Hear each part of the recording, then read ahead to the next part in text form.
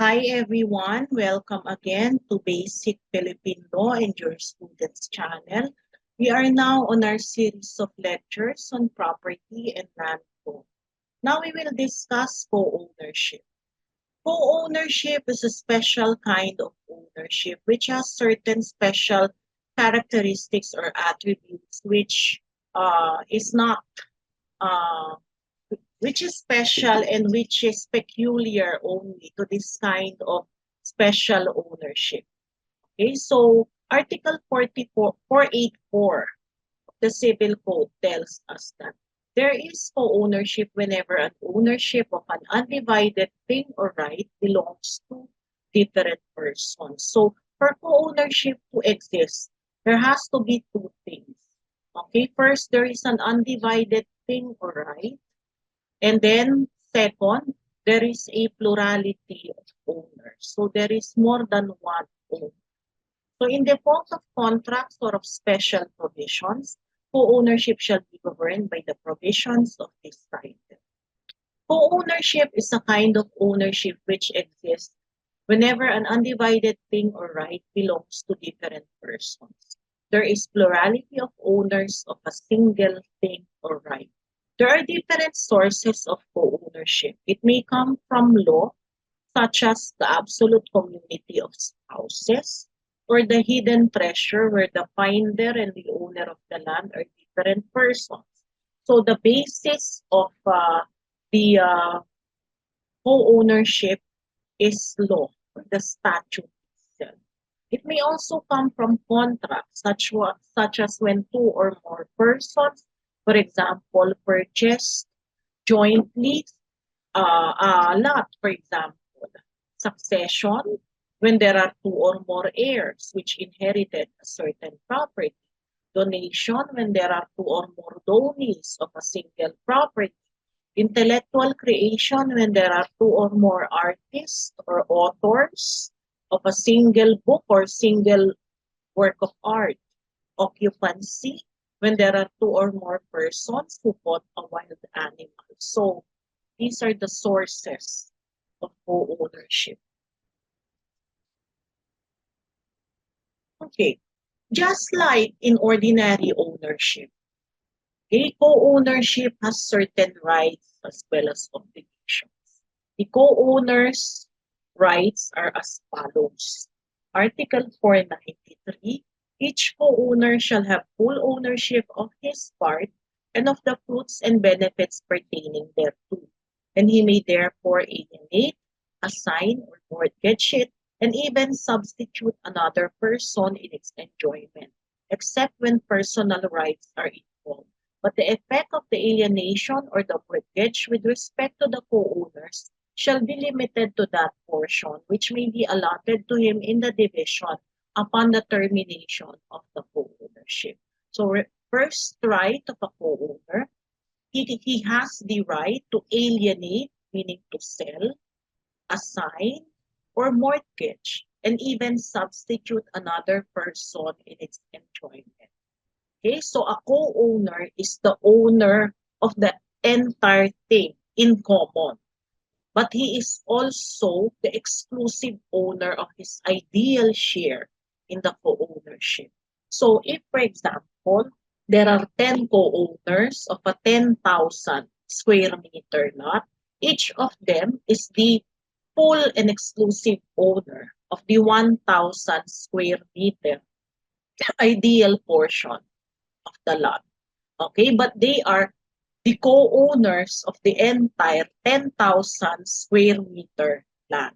The second right of a co-owner is under Article 486, each co-owner may use the thing owned in common, provided he does so in accordance with the purpose for which it is intended and in such a way as not to injure the interest of the co-ownership or prevent other co-owners from using it according to their rights. The purpose of the co-ownership may be changed by agreement, express or implied. The third right of a co-owner is that any one of the co-owners may bring an action in eject. So you need not join each and every co-owner. So any one of the co-owners can file the action, and the filing of the action will benefit not only the co-owner that filed, but also all the other co-owners. Article 488 speaks of the right of the co-owner to compel the other co-owners to contribute to the expenses of preservation of the thing or right owned in common and to the taxes. Any one of the latter may exempt himself from this obligation by renouncing so much of his undivided interest as may be equivalent to his share of the expenses as well as the taxes. No such waiver shall be made if it is prejudicial to the co-ownership. So if one of the co-owners pays the real property taxes, he has the right or he enjoys the right to compel the others to reimburse him for the with respect to the respective shares of the co-owners to such expense.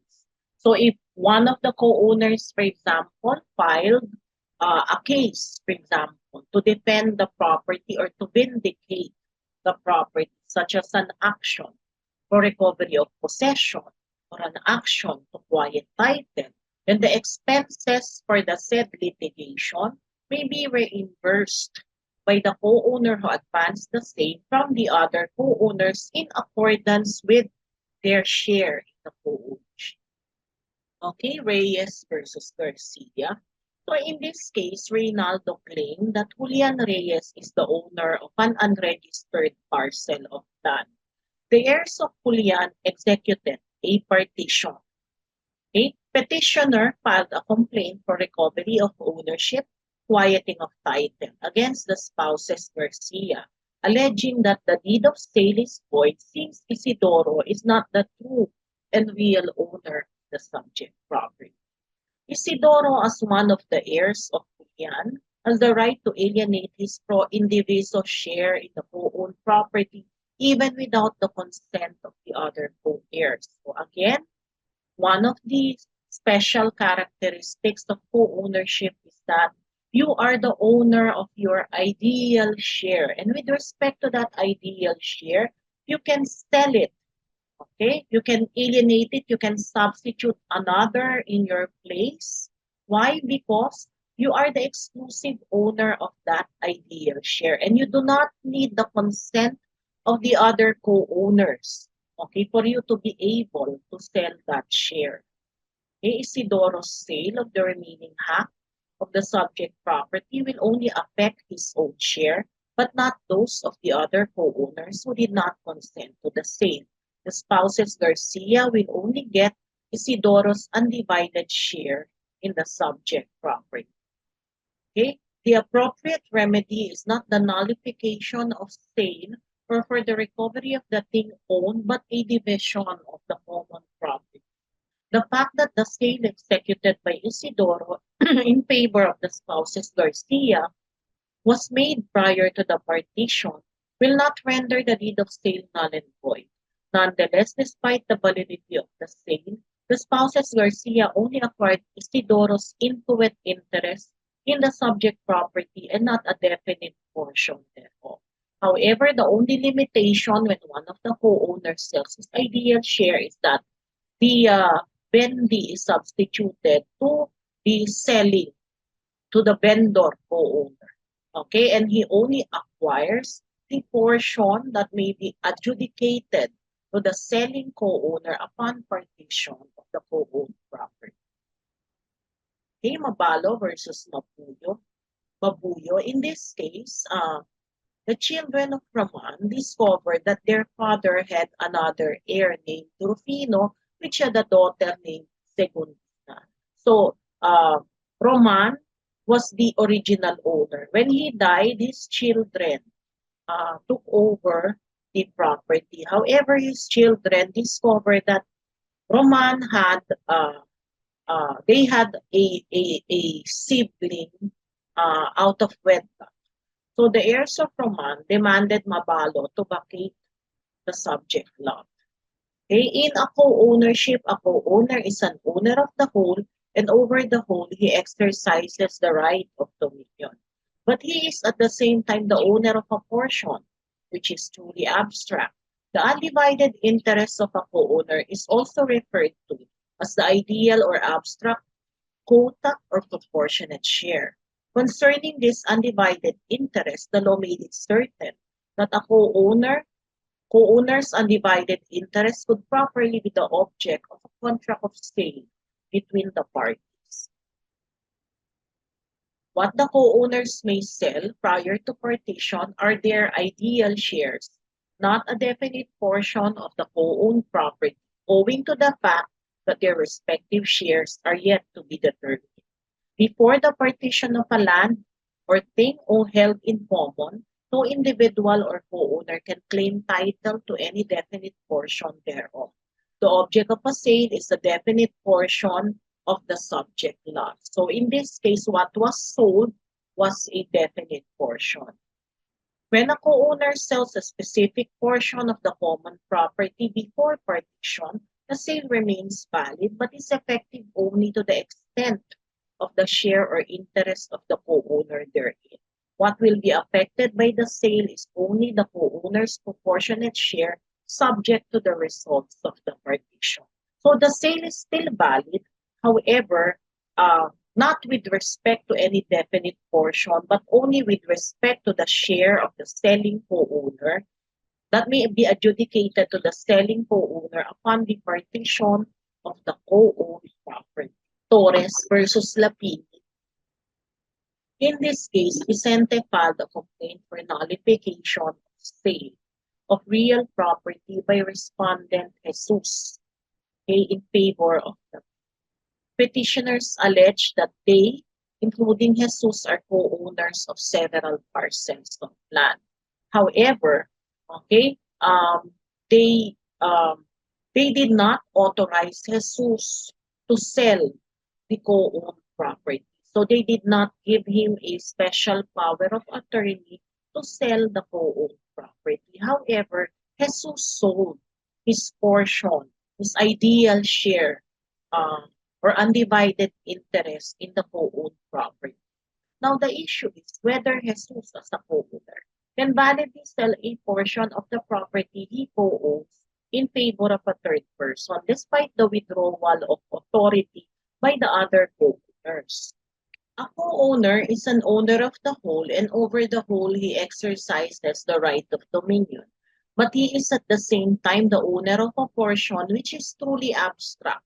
Hence, his co-owners have no right to enjoin a co-owner who intends to alienate or substitute his abstract portion or substitute a third person in its enjoyment. In this case, Jesus can validly alienate his co-owned property in favor of Lapinid, free from any opposition from the co-owners. Lapinid as a transferee validly obtained the same rights of Jesus from the date of the execution of the sale.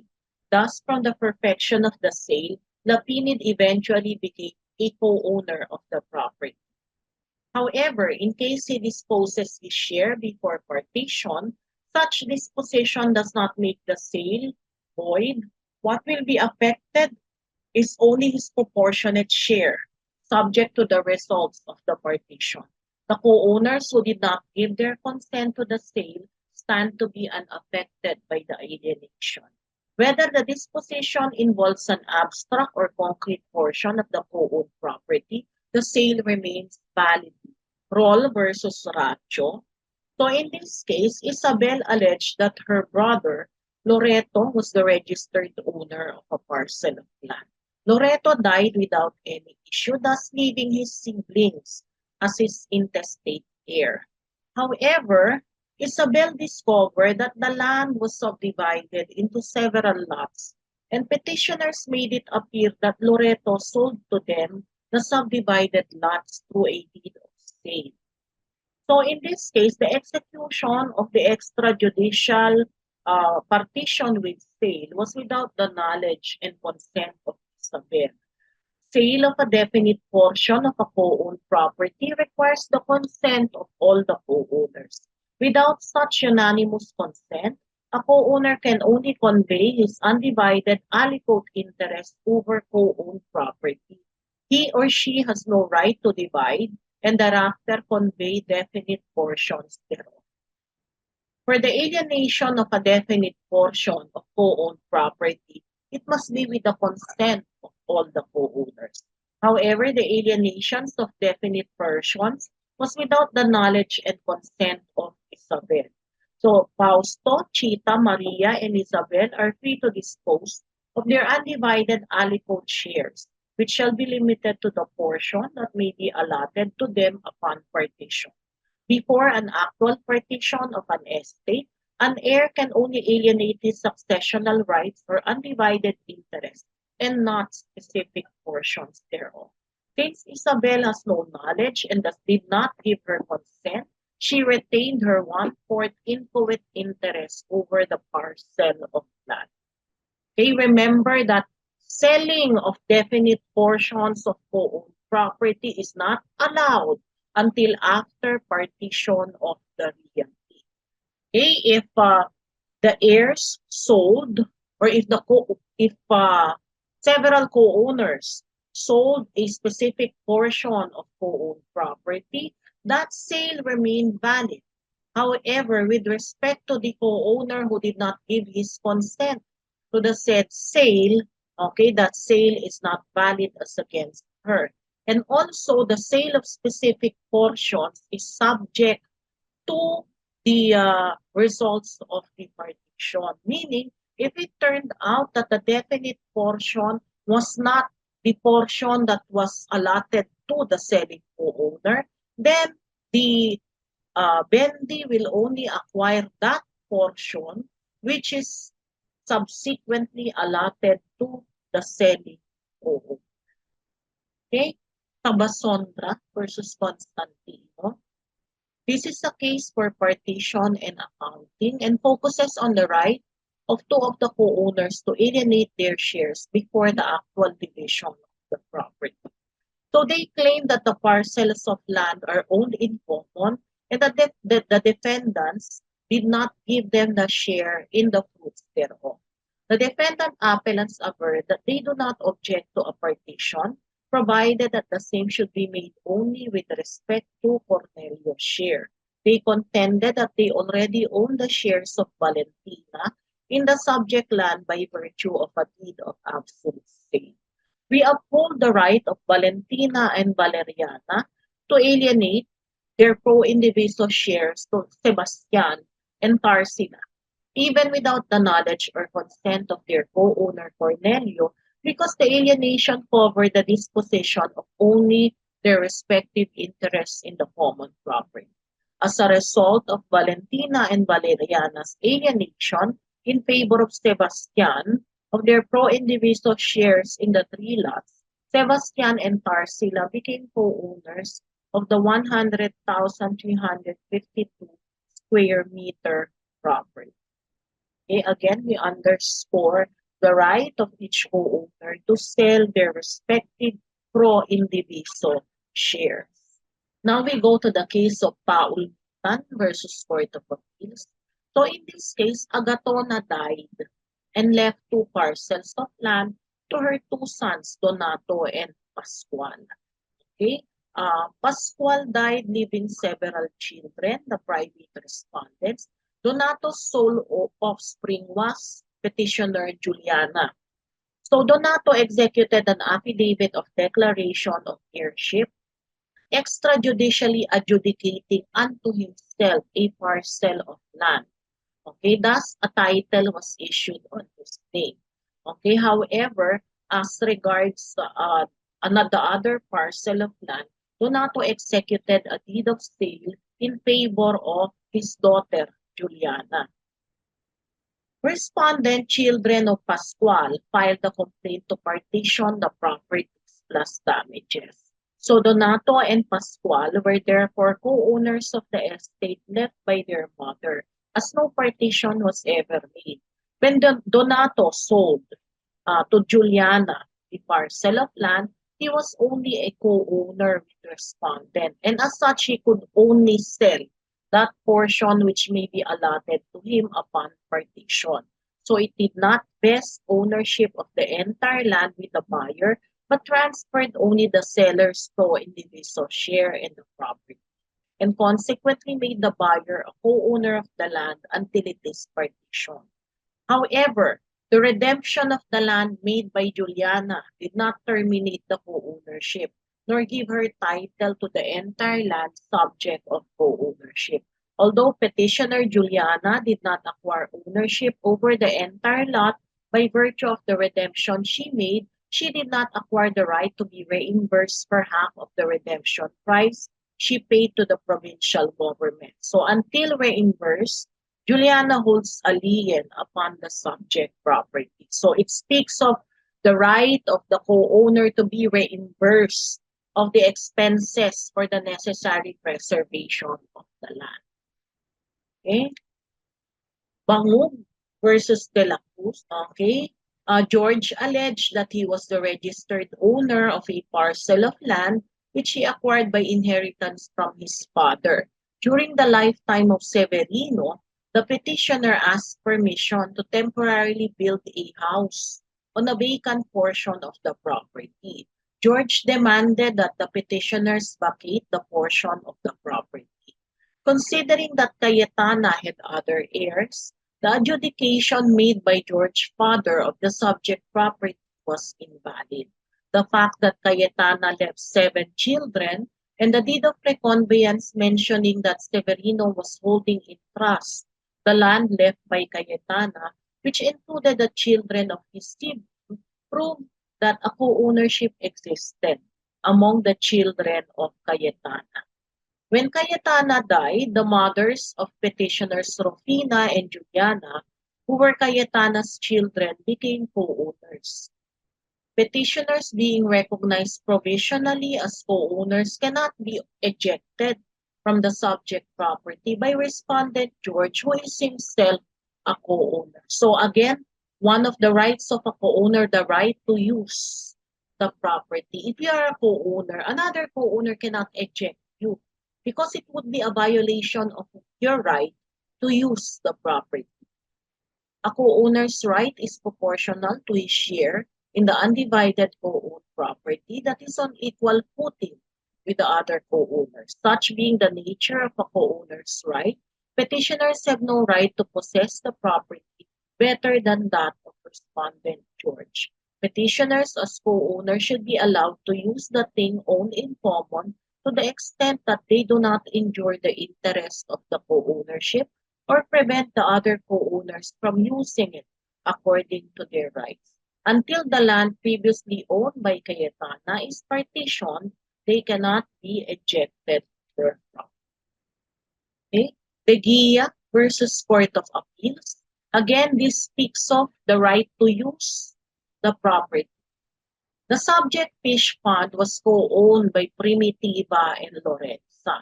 Now, De Guia acquired possession of the entire fish pond by virtue of a lease contract between him and Primitiva with the knowledge of Abejo, the heir of Lorenza. Despite the expiration, however, of the lease contract, De Guia continued to possess the entire fish pond. According to De Guia, Abejo is not the owner of the entire fish pond, but the heirs of Primitiva who authorized him to possess the fish pond. De Guia contends that a co-owner cannot claim a definite portion from the property owned in common until there is partition. De Guia argued that Abejo should have filed an action for partition instead of recovery of possession. Okay? One of the rights of a co-owner is that any one of the co-owners may bring an action for ejectment. Okay? Any one of the co-owners may file an action not only against the third person, but also against another co-owner who takes exclusive possession and asserts exclusive ownership of the property. However, the only purpose of the action is to obtain recognition of the co-ownership. The plaintiff cannot seek exclusion of the defendant from the property because as a co-owner, he has a right to possess the property. The plaintiff cannot recover any material or determinate part of the property. Before a property owned in common is actually partitioned, all that a co-owner has is an ideal or abstract quota or proportionate share in the entire property. A co-owner has no right to demand a complete, specific, or determinate part of the thing owned in common because until division is affected, his right over the thing is represented only by an ideal portion. Since the co-ownership subsists between Abejo and Likia, judicial or extrajudicial partition is the proper recourse. An action to demand partition is imprescriptible and not subject to laches. Each co-owner may demand at any time the partition of the common property unless a co-owner has repudiated the co-ownership under certain conditions. Neither Abejo nor De Guia has repudiated the co-ownership under the conditions set by the law. Thus, judicial or extrajudicial partition is needed to effect physical division of the fish pond. An action for partition is also the proper forum for accounting of the profits received by the Guia. So, any one of the co-owners may bring an action in ejectment. But if a co-owner asserts exclusive ownership or possession of the property, okay, the purpose of an ejectment suit is only to force that co-owner to recognize the co-ownership but not to eject the co-owner from the property because it would be inconsistent with his right to use the property. Okay? And the proper action in order to uh, force the co-owner to recognize the co-ownership is an action for partition. In that manner, the co-ownership will be terminated and the co-owner who has possessed the property for such a long period of time could be made to account for all the profits that he received from the co-owned property. Okay, Carvajal versus Court of Appeals.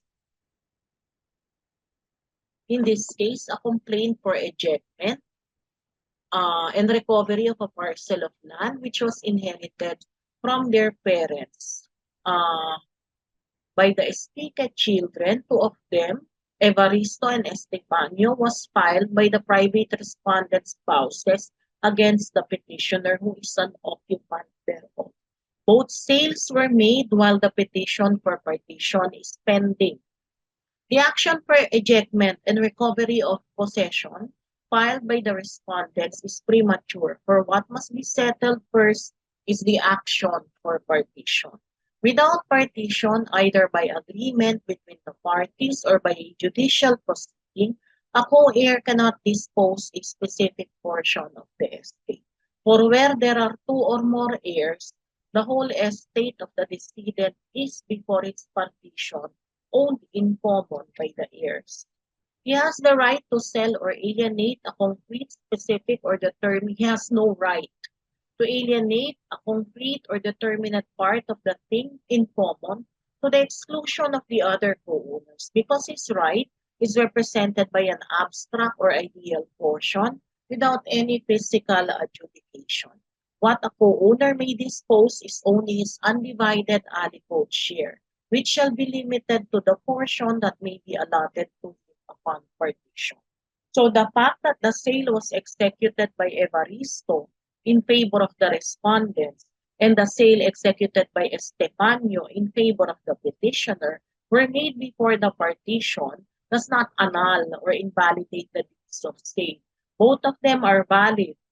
However, the interests which they acquired are limited only to the parts that may be ultimately assigned upon the partition of the estate. Okay, Arambulo versus Nolasco. In this case, Arambulo and Teresita are the co-owners of two parcels of land along with their mother and siblings. Not only respondents are withholding their consent to the sale of their shares. So we have here a case wherein there are several co-owners. However, one of them is withholding his consent to the selling of the co-owned property. So whether the respondents as co-owners can be compelled to give their consent to the sale of their shares in the co-owned property. The part which ideally belongs to them or their mental portion may be disposed of as slave lease, independent of the decision of their co-owners. So, the respondents cannot be ordered to sell their portion of the co-owned properties. Each party is the sole judge of what is due to him. When respondents disagreed to the sale, they merely asserted their individual ownership rights. Without unanimity, there is no common interest. Petitioners who project themselves as prejudiced co-owners may bring a suit for partition, which is one of the modes of extinguishing co-ownership. Each co-owner may demand at any time partition of the thing owned in common insofar as his share is concerned. A partition proceeding affords all parties the opportunity to be heard, the denial of which was raised as a defense by respondents for opposing the sale of the subject property. So if you have a right to sell your share even before the partition was effected, you also have the right to refuse to sell your shares. Now, the remedy of the other co-owners who want to sell their shares is to demand partition of property. Such a case, the co-ownership will be terminated and the each of the co-owners will now have okay will now be adjudicated their respective portions of the real and the co-ownership will terminate. Okay, Adilie versus Court of Appeal. In this case, the realty originally belonged to Felisa. She had children, including the defendant Rustico. Felisa sold the property in facto de retro, but she died without being able to redeem. Now, the defendant purchased the said property, repurchased the said property. Now, by reason of the said repurchase of a co-owned property, does he exclusively acquire ownership over the property held in common when he repurchased or redeemed a co-owned property? So while the records show that the petitioner redeemed the property in its entirety, shouldering the expenses, that did not make him the owner of all of it. In other words, it did not put an end to the existing state of co-ownership. Necessary expenses may be incurred by one co-owner, subject to his right to collect reimbursement from the remaining co-owners. There is no doubt that redemption of property entails a necessary expense. So the property remains to be in co-ownership, but the provision does not give the redeeming co-owner the right to the entire property. So while his half-brothers and sisters are liable to him for reimbursement for their shares in the redemption, he cannot claim exclusive right to the property owned in common. So prescription as a mode of terminating a relation of co-ownership must have been preceded by repudiation. So a co-owner repudiates the co-ownership. The repudiation is clearly made known to the other co-owners. The evidence is clear and conclusive, and that he has been in possession through open, continuous, exclusive, and notorious possession of the property for the period required by law. So the mere fact that you have redeemed a co-owned property does not is not equivalent to a repudiation of the co-ownership. Although the redeeming co-owner has the right to compel the other co-owners for reimbursement of their respective shares in the expenses for redemption. Okay? Again, the redemption by a co-owner is not equivalent to a repudiation of the co-ownership, but only gives a right to the redeeming co-owner to demand reimbursement from the other co-owners with respect to their respective shares in the redemption expenses. Okay? Obligations of the co-owners. So we spoke of the rights of a co-owner previously, the right to alienate, the right to use, the right to file an action ejectment, and the right to compel the other co-owners for reimbursement on the expenses of preservation as well as the tax. Okay, now we go to the obligations of the co-owners. Okay, as co-owners, they also have their respective obligations on the co-owned property.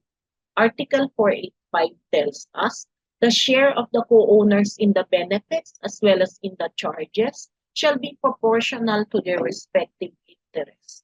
Any stipulation in the contract shall be void. The portions belonging to the co-owners in the co-ownership shall be presumed to be equal unless the contrary is. Okay, now there are certain expenses that may be incurred in relation to the property owned in common. Okay, administration expenses, expenses for preservation, and alteration. Okay, with respect to repairs for preservation, Article 489 tells us that with respect to preservation expenses, it may be made at the will of one of the co-owners. Since it is preservation, the existence of the property is at stake. Any one of the co-owners may do it, but he must first, as far as practicable, notify the other co-owners of the necessity for such repairs. Expenses to improve or embellish the thing shall be decided upon by the majority. Preservation expenses any one of the co-owners. Repairs for expenses to improve or embellish decided by the majority. How about with respect to alteration of the thing owned in common? Article 491 tells us none of the co-owners shall without the consent of the others make alterations in the thing owned in common, even though benefits for all would result therefrom. However, if the withholding of the consent by one or more of the co-owners is clearly prejudicial to the common interest, the courts may afford adequate remedy. So with respect to alterations, it is necessary that the unanimous consent of all the co-owners is secured. Okay? How about administration of the co-owned property? Article 492, for the administration and better enjoyment of the thing owned in common, the resolutions of the majority of the co-owners shall be binding. So with respect to administration and better enjoyment, it is the decision of the majority of the co-owners that will prevail. Okay? There shall be no majority unless the resolution is approved by the co-owners who represent the controlling interest. If there is no majority or should the resolution of the majority be seriously prejudicial to the property owned in common, the court at the instance of any interested party shall order such measures as it may deem proper, including the appointment of an administrator. Okay? Cruz versus Katapang. Cruz versus Katapang is the jurisprudence relative to what consists of alteration. So in this case, Leonor, Luz, and Norma are co-owners of a parcel of land. Now with the consent of Norma, who is only one of the co-owners, Katapang built a house on a lot which is adjacent to the co-owned property. However, his house intruded into the portion of the co-owned property. Now the co-owners demanded Katapang to vacate the realty, but she refused. Now the issue in this case is whether a consent given by a co-owner of a parcel of land to a person to construct a house on the co-owned property warrants the dismissal of a forcible entry case filed by another co-owner against that person. Okay? Now, whether one of the co-owners is authorized to give consent to a third person to construct a structure on the co-owned property. The Supreme Court said a co-owner cannot give valid consent to another to build a house on the co-owned property, which is an act tantamount to devoting the property to his or her exclusive use, giving consent to a third person to construct a house on the co-owned property will injure the interest of the co-ownership and prevent the other co-owners from using the property in accordance with their rights. Alterations include any act of strict dominion or ownership, and any encumbrance or disposition has been held implicitly to be an act of alteration. The construction of a house on the co-owned property is an act of dominion. Therefore, it is an alteration falling under Article 491 of the Civil Code. There being no consent from all the co-owners, respondent had no right to construct her house on the co-owned property. Okay, remember, in cases of acts of alteration, unanimous consent of all the co-owners is required. Okay, Bute versus Uy. In this case, Jose Ramirez, during his lifetime, was a co-owner of a house and lot. No, Marie, one of the co-owners, sold her undivided share to Uy.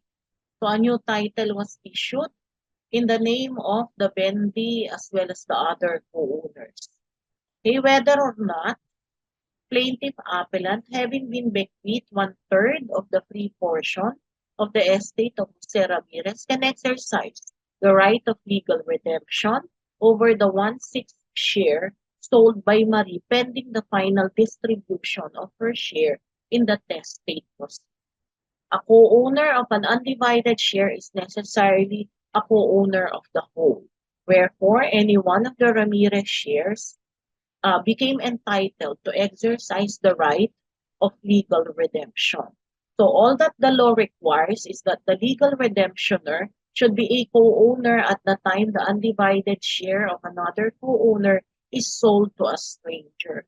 Whether or not the redemptioner will continue being a co-owner after exercising the legal redemption is irrelevant. Okay.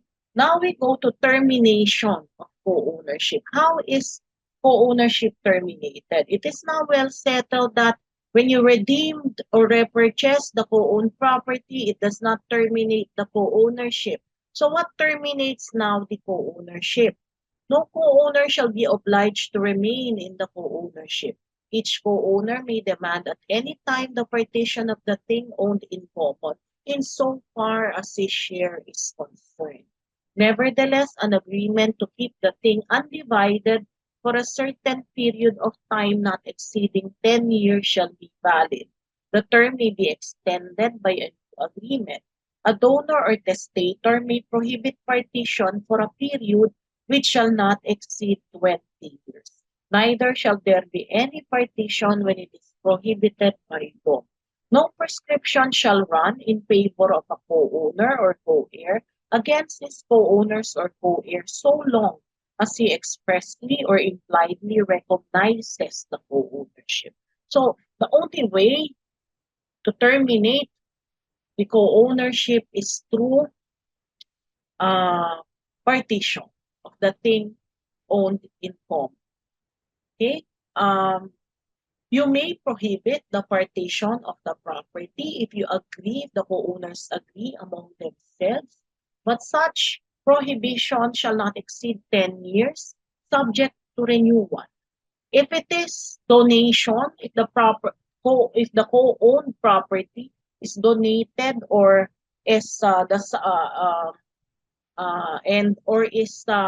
through succession, the testator or the donor may prohibit partition for a period of 20 years. Okay, partition may be made by agreement between the parties or by judicial proceedings. Partition shall be governed by the rules of court insofar as they are consistent with this code. Upon partition, there shall be a mutual accounting for benefits received and reimbursements for expenses made. Likewise, each co-owner shall pay for damages caused by reason of his negligence or fraud. Every co-owner shall, after partition, be liable for defects of title and quality of the portion assigned to each of the other co-owners. Okay? There are certain limitations or restrictions of partition. Notwithstanding the provisions of the preceding article, the co-owners cannot demand a physical division of the thing owned in common when to do so would render it unserviceable for the use for which it is intended. This article speaks of those which are essentially indivisible things, but the co-ownership may be terminated in accordance with Article 498. What do you do with an essentially indivisible thing?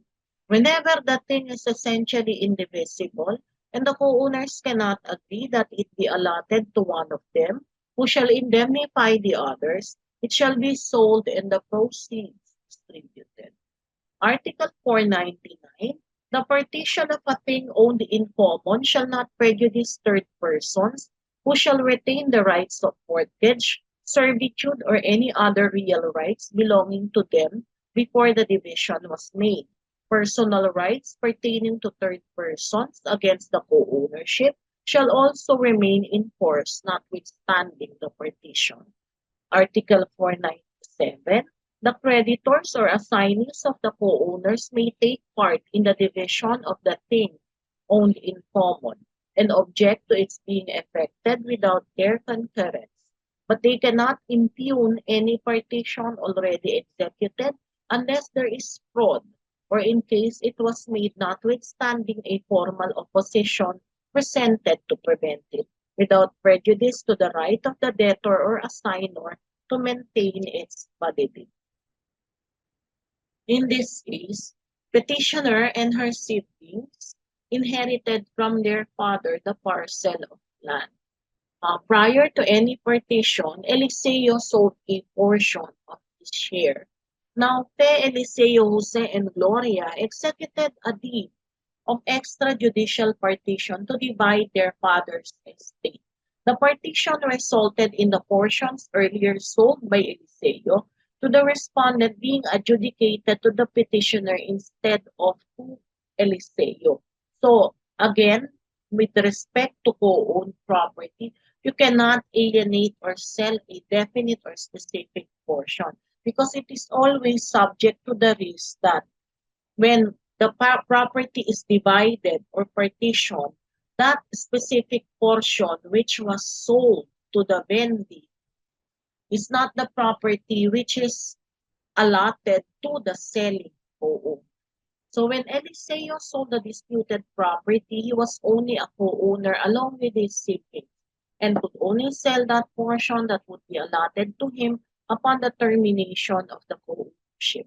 The sale did not vest ownership of the disputed property in the respondent, but transferred only the seller's pro indiviso share, consequently making him as the buyer a co-owner of the disputed property until it is partitioned.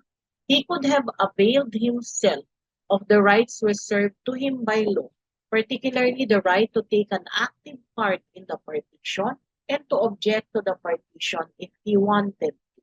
Having been silent despite his ample opportunity to participate in or to object to the partition of the estate, the respondent was bound by whatever was ultimately agreed upon by the Pitanos. Okay, Roque versus Ayak. The property was registered originally in the name of Abendaño, a bachelor who died intestate and without issue.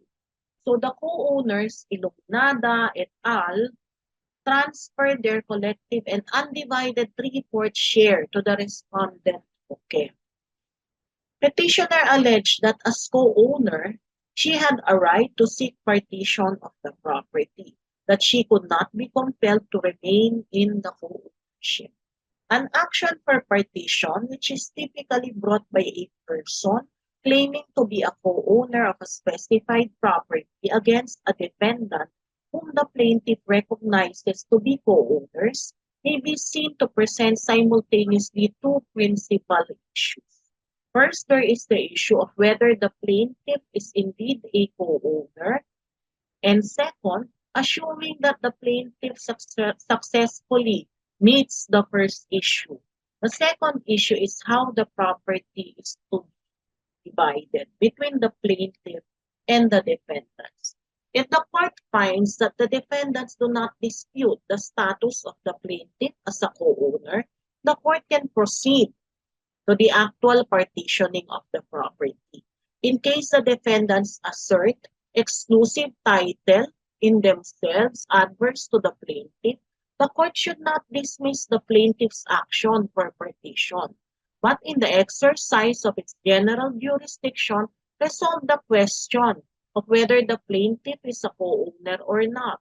Should the trial court find that the plaintiff was unable to sustain status as a co-owner, or that the defendants have become the sole and exclusive owner, the court will necessarily have to dismiss the action for partition. If, on the other hand, the court should find the existence of a co-ownership, the court may and should order the partition of the property in the same action. An action for partition may be seen to be an action for declaration of co-ownership and for segregation and conveyance of a determinate portion of the property. So an action for partition presents two issues. The first issue is whether or not there is co-ownership of the property subject matter of the partition. If co-ownership is established or if it is already admitted by all the parties, the only remaining issue is how the property should be partitioned. Okay? The question of prescription also needs to be addressed. An action for partition does not prescribe. Co-ownership of the property had continued to be recognized by all the co-owners. Consequently, the action for partition could not have, and as a matter of fact, had not yet prescribed at the time of the institution of the action. Okay? De Lima versus Court of Appeals. The issue which is presented in this case is whether or not the petitioner's action for partition is already barred by the statutory period, which shall enable Galileo to perfect his claim of ownership by acquisitive prescription to the exclusion of petitioners from their shares in the disputed property. As a rule, possession by a co-owner will not be presumed to be adverse to the other co-owners, but will be for the benefit of all. He administers or takes care of the rest with the obligation of delivering it to his co-owners under the same situation as a depositary, a lessee, or a trustee. No prescription shall run in favor of a co-owner against his co-owners so long as he expressly or impliedly recognizes the co-ownership.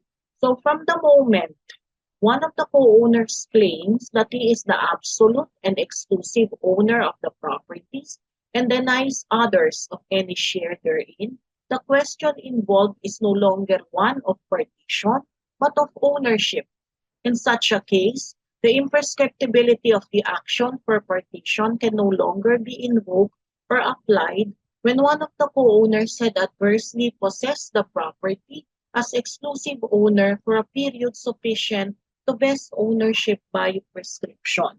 It is settled that possession by a co-owner is that of a trustee. In order that such possession is considered adverse to the cesspit trust, amounting to a repudiation of the co-ownership, the following must confer: that the trustee has performed unequivocal acts amounting to an ouster of the cesspit trust, and that such positive acts of repudiation had been made known to the cesspit trust, and that the evidence thereon should be clear and conclusive. So in this case, the Supreme Court held that when a co-owner of the property executed a deed of partition and thereafter obtained cancellation of title, and a new title was issued wherein he appears as the exclusive owner, thereby in effect denying or repudiating the ownership of the other co-owners, the statute of limitations started to run. So in other words, for the period of prescription to begin, there must be first a repudiation of the co-ownership. The co-owner who is in possession of the property must have repudiated the co-ownership, must have executed clear and unequivocal acts of repudiation. And when he has established that clear and unequivocal act of repudiation, such as executing a deed of partition, canceling the title of the co-owners, and issuance of a new title to herself, that is the period when prescription begins to run. The issuance of new title constituted an open and clear repudiation of the trust, and the lapse of 10 years of adverse possession was sufficient to vest the title in him by prescription. Okay, Salamat versus Fong. In this case, petitioners filed an action for compulsory judicial partition of real properties. The action was prompted by the refusal of Natividad to agree to the distribution of properties. Respondent's refusal stemmed from her desire to keep for herself the realty, claiming that her father donated it to her. Okay, a co-ownership is a form of trust, with each owner being a trustee for each other, and possession of a co-owner shall not be regarded as adverse to the other co-owners, but in fact beneficial to them. Mere actual possession by one will not give rise to the inference that the possession was adverse, because a co-owner is, after all, entitled to possession of the property. So the question is whether or not there was a valid repudiation of the co-ownership. Okay? The Supreme Court said mere silent possession by a co-owner, his receipt of rents, fruits, profits from the property, erection of buildings and fences, planting of trees, payment of land taxes, cannot serve as proof of exclusive ownership if it is not borne out by clear and convincing evidence that he exercised acts of possession, which constituted an ouster or deprivation of the rights of the other co-owners.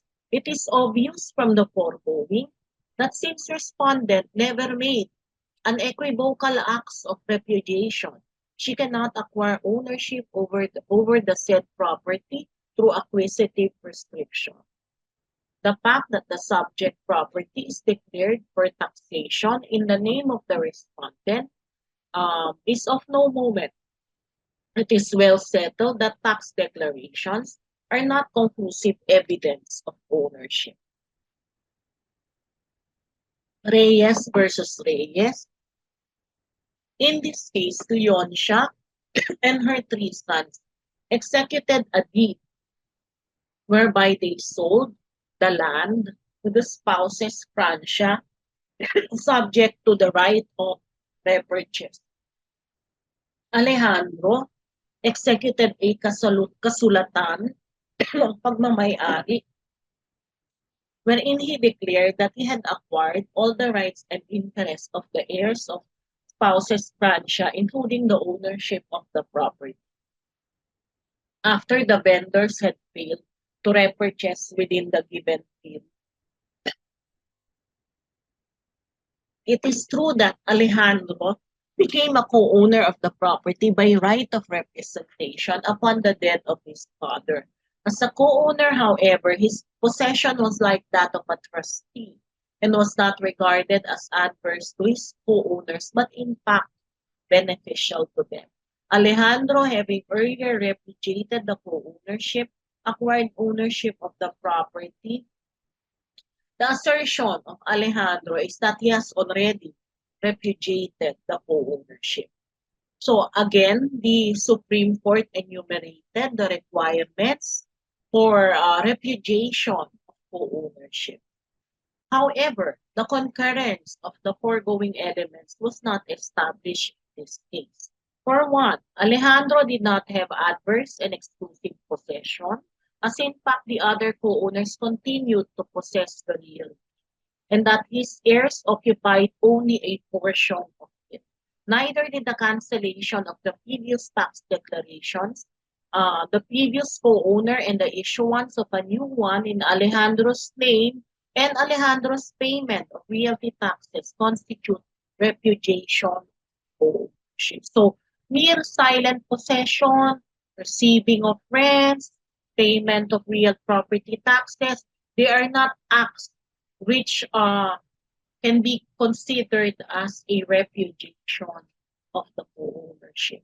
So the respondents did not present proof showing that Alejandro had effectively repudiated the co-ownership. So the only unequivocal act of repudiation was done when they filed the case for quieting of title. So what constitutes sufficient act of repudiation? Execution of uh, a deed of um, extrajudicial partition, securing of a title in the name exclusively of one of the co-owners, filing of an action for quieting of title. Okay, Ining versus Vega, the doctrine that we have to learn from Ining is that for repudiation to be effective, it must be made by one of the co-owners. And if it is made by a third person or one who is not a co-owner of the property, it will not be sufficient to repudiate the co-ownership. Okay, one who is merely related by affinity to the decedent does not inherit from the latter and cannot become a co-owner of the decedent's property. Consequently, he cannot affect a repudiation of the co-ownership of the estate that was formed among the decedent's heirs. So, acting on the claim that one half of the property belonged to him as Romana's surviving heir, Leonardo filed for partition, but Gregoria's heirs refused to meet his demands.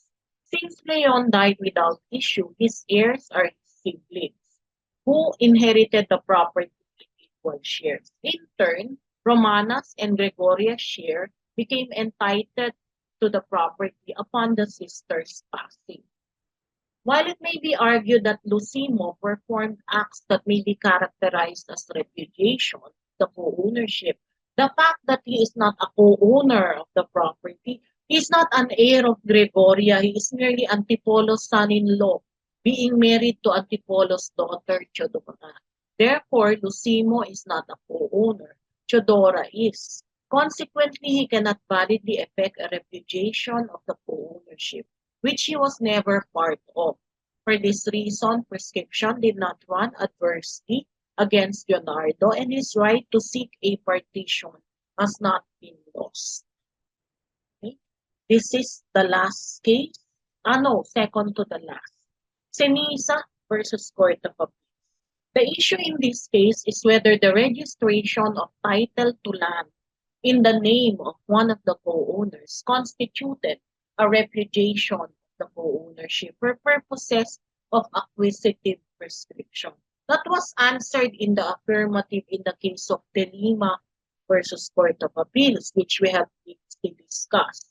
Since the trust relation and co-ownership were proven to exist between the predecessors of both petitioners and private respondents, prescription did not run in favor of the bond's heirs, except from the time that they repudiated the co-ownership and made the repudiation known to the other co-owners.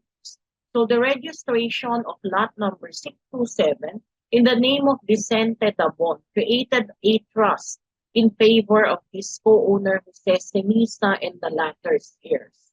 The above elements are not present here, for the petitioners' co-owners have not been ousted from the land.